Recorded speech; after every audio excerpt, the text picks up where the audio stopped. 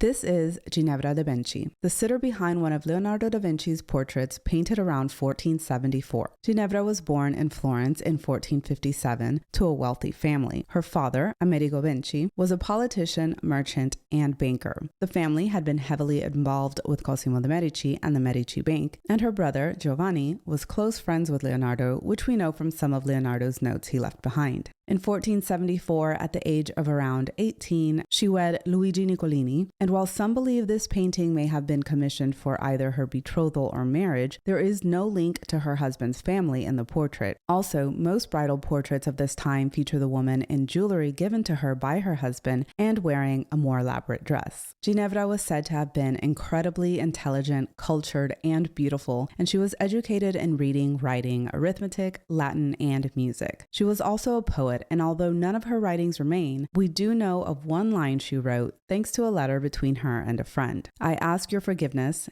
and I am a mountain tiger." She also had poems dedicated to her by several writers and poets, including Lorenzo de' Medici. Another one of these men, Bernardo Bembo, who was a Venetian ambassador to Florence, would often exchange poems and letters with Ginevra, and they may have had a platonic relationship. Thanks to another letter between her and a friend, we know that Ginevra did not have any children, and she also left her estate to her brother when she passed. Ginevra may have suffered with an unknown illness for quite some time, either physical, mental, or maybe even both, and perhaps that's why she did not have any children. After about 6 years of marriage, she retreated to the countryside or possibly even to a convent in Florence that she had been affiliated with since a young age. This was around the time her husband announced that she had been ill, and she was eventually buried there after passing away at the age of 63.